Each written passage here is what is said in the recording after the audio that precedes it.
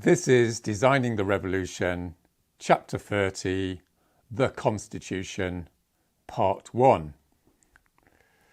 Okay, so dare I say it, we're reaching the apex, the peak, as it were, of this long series on designing the revolution. I'm going to do 2 sessions, I think, on the Constitution, and that's formally it. We've reached a revolution, we've created a new constitution and what have you. I'm going to do a conclusion session, and then I had the bright idea that we'd do a question and answer session. So make a note of this, please. You're warmly invited to come and tell me why it was all rubbish on the 14th of January next year at 4 p.m. UK time. So that's the 14th of January, 4 p.m. UK time, and it's your chance to ask any questions you like, of course, give some feedback, blah, blah, blah, and then that will be it, except it won't quite be it because I'm going to do a few add-ons during January on the broader issues around how to deal with humanity's trickiness, as you might say, and what I'm trying to do is create this idea that this series is not, it's not the final objective statement on how to have a revolution and all the rest of it. These add-on chapters will be, but what about this? So there's an open-endedness to it, I suppose. And then I'm going to, I'm not quite sure what I'm going to do, but I'm going to do some interviews and various other things with other people. So it'll all be carrying on in one way or another. Okay, so let's deal with this constitution business. So I suppose it's worth saying that a lot of people find constitutions boring, or at least constitutions have been boring, in the Western world for the last 30 years, because the idea, this capitalist, realist idea that the system's set, you can't change it, there's no point thinking about grand visions, no point thinking about big constitutions, we can just moan about things, have the odd reform. And as you know, what we've been saying during this series is no, that period is over. We're entering into this massive period of social disruption because of climate collapse and social confrontations and what have you. Okay, and what I want to suggest to you is that actually constitutions are massively emotional subjects, at least historically, and they will be in the future. You just need to think about, in UK history, the Chartists, working men getting the vote, obviously the suffragettes, women getting the vote, obviously civil rights movements getting constitutional support for people of colour and gay people and various other groups in society.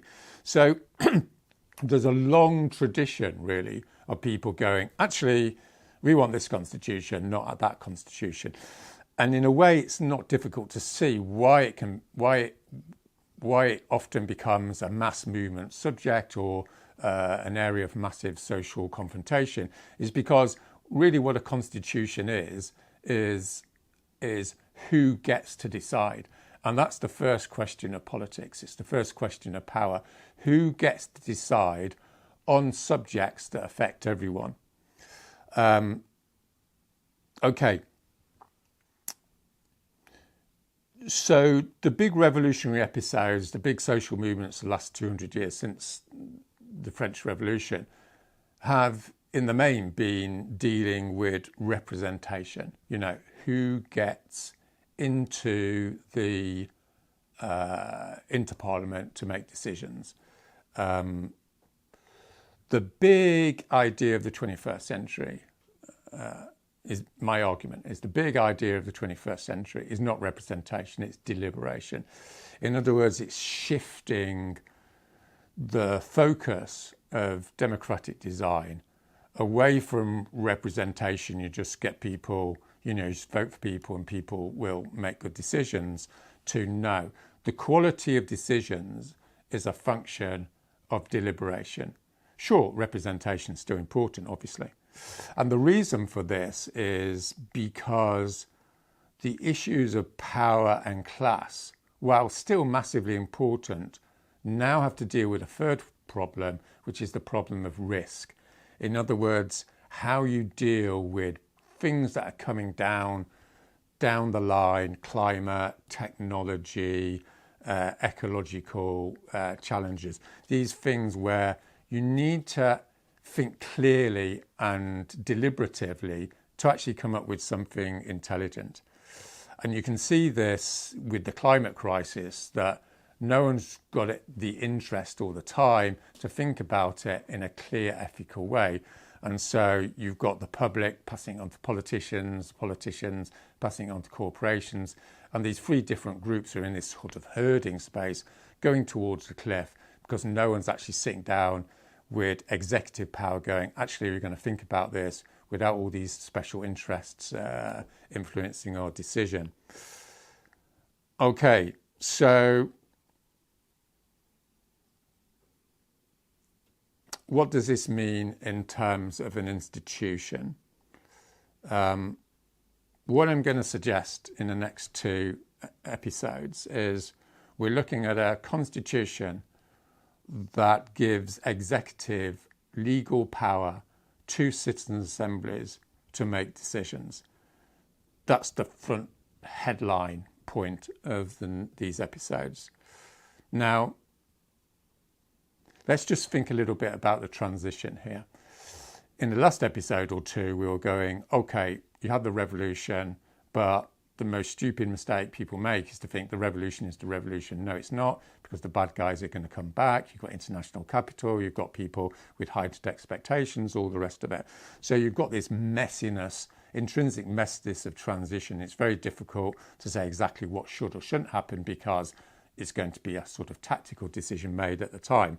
However, we can sort of identify broad pathways of transition. The first one, of course, is the revolution happens and a new constitution comes in almost immediately because it's already being worked out by the political party social movement complex. In other words, there's already been massive discussion about it. There's been assemblies about it. There's been a big collective intelligence process within the civic space so that at the point of the revolution, it's already there, it's ready to go, and off it goes. Now, it's quite a simple model, but, it's there.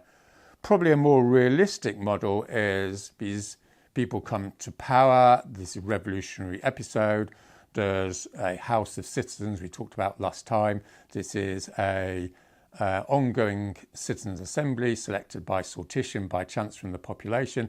They're looking at particular issues. They overcome the parliament, or the parliament becomes a dignified part of the constitution, meaning it's just there, it's not that important anymore. And then the House of Citizens creates, let's say, 6-month, 1 year period where a citizens' assembly is created specifically for the purpose of creating a citizens' assembly, an assembly constitution. And what we're going to look at in part 2 is what that could look like.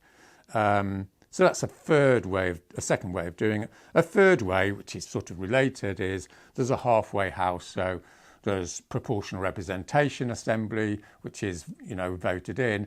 And then in some sort of uneasy relationship with it is the citizens' assemblies, which have legal power.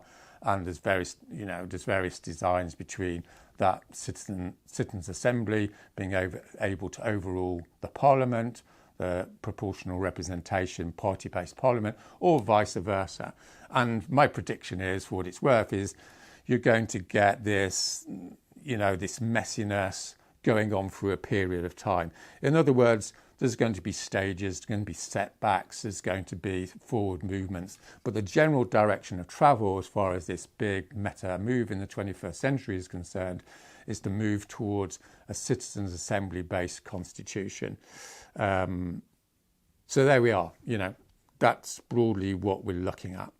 And there's going to be these 4 elements present: the assemblies, the political party, the cultural stuff, the direct action. And these are going to be the the social forces, the social formations that push through this process. Okay. All right, so let's look at the Constitution. The Constitution, as we've just said, is fundamental to the revolutionary project. It's fundamental, but it's not sufficient. Let's be clear, right? There's always going to be the necessity to create like cultural and spiritual development, and which creates this zeitgeist of cooperation, of coming together in the face of the climate emergency and all the rest of it. So I'm not a constitutional reductionist, as you might say. I'm not one of these guys that's going, let's have the Constitution, everything's going fine. But at the same time, I'm realistic enough, I would suggest, to say, in a big, complex society, you're going to have a constitutional settlement. And the third element, you've got the Constitution, you've got the culture. The third element is this organisation, this vanguard organisation with an ethical leadership that is providing guidance and agitation to a certain extent to make sure that this process towards a constitution is maintained. And obviously, once the constitution's in place, then it's going to need a social movement to support it. So it's not like, game over. There's always going to be the need for political support. All right, so there is an issue in the history of constitutional sort of deliberation, as you might say. There's a continuum between people who say, look, we've got to have a really clear constitution here. It's going to be really well defined. There's going to be, rules for every eventuality.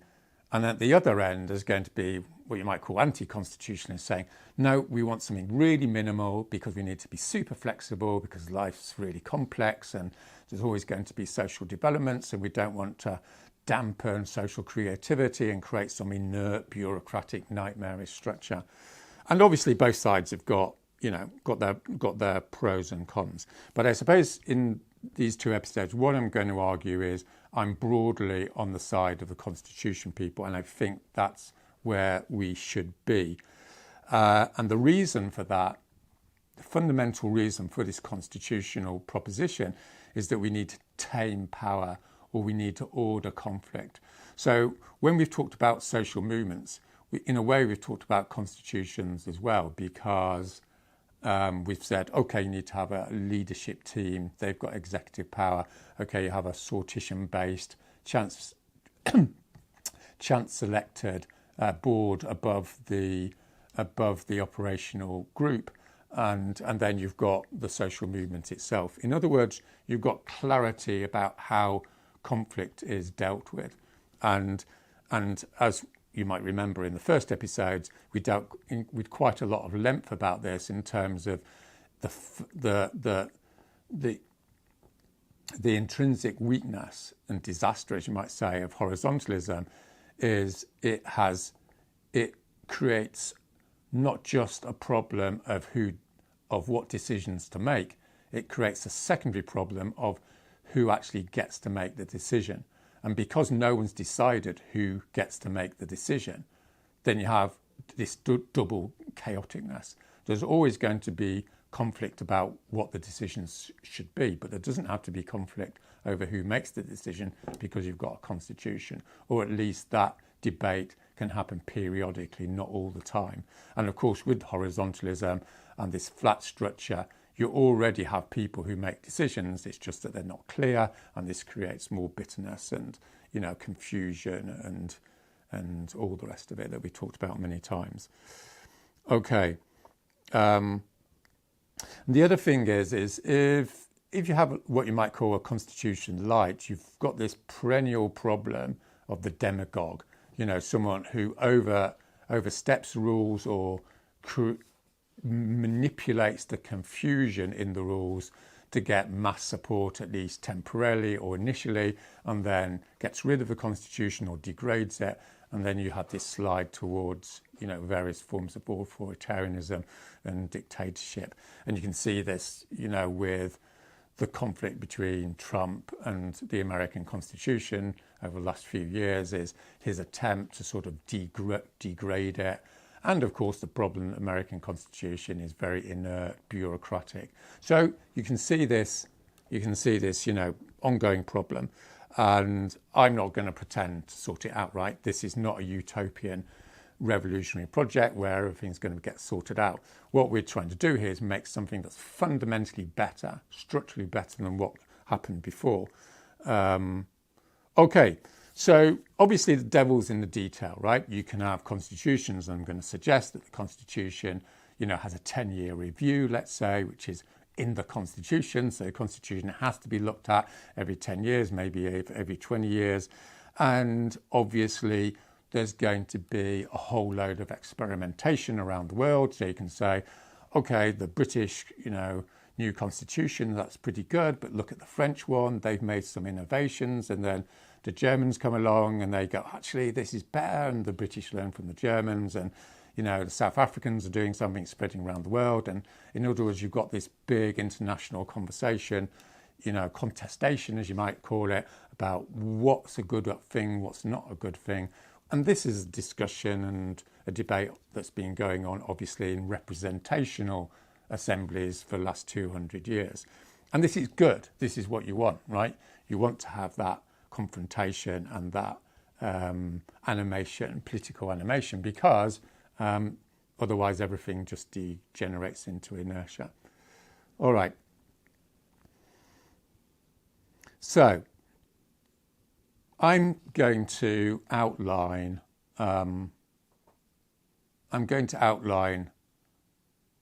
a first iteration constitution.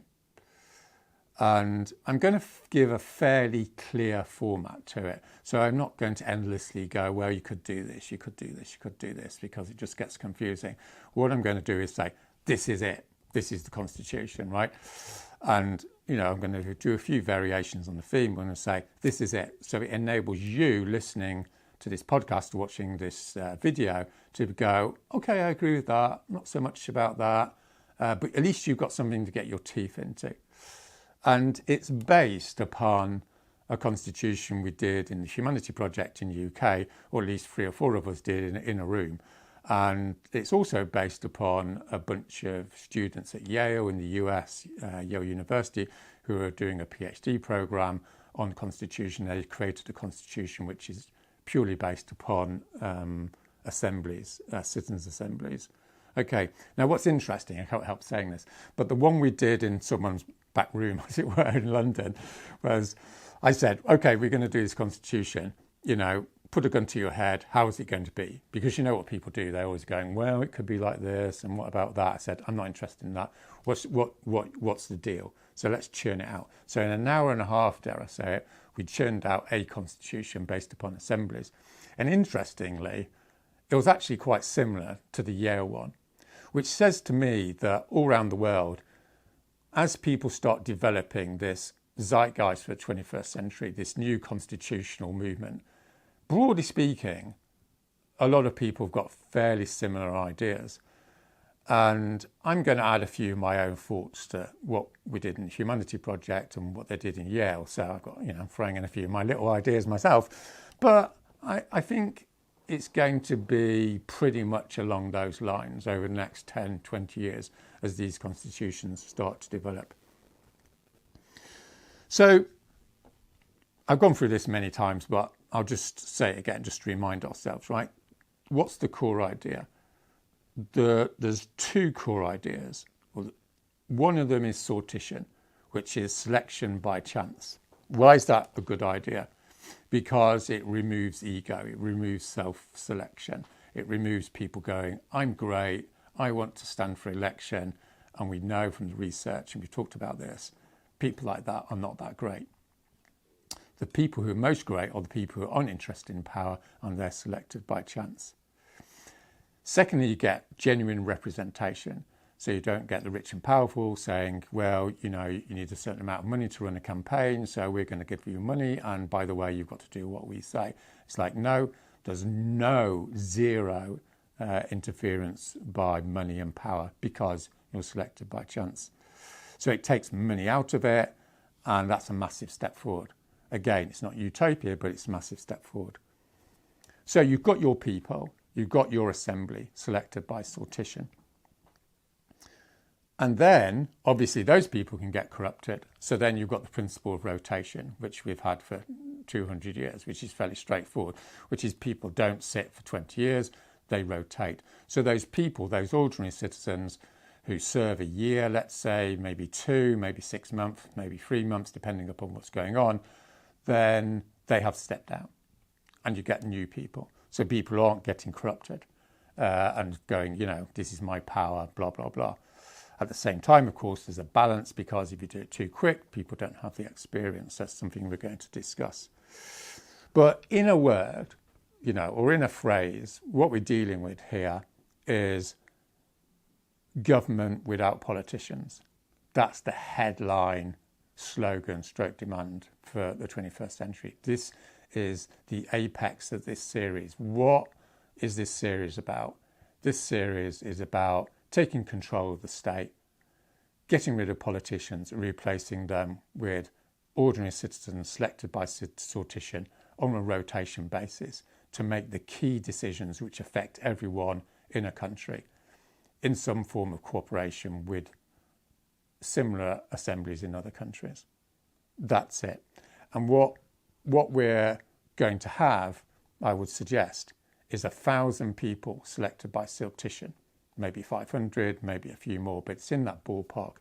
And they're all going to come together every year in some big ceremony, which is very modern, a little bit camp, a little bit self-depreciating, not the old empire bollocks, right? It's just going to be a bit wacky. And it's going to reflect the multiculturalness of our societies. It's going to have all the sort of things that animate, people under 30. It's going to be a genuine, hello, this is us sort of ritual and ceremony. These people are going to come together and they are going to form the new government. And at that stage, I'm going to stop. So, yeah, it's a cliffhanger. What happens next? So in part 2, I'm going to go through the nuts and bolts. And yeah, this is the heart of what the new constitution is going to look like. Thanks.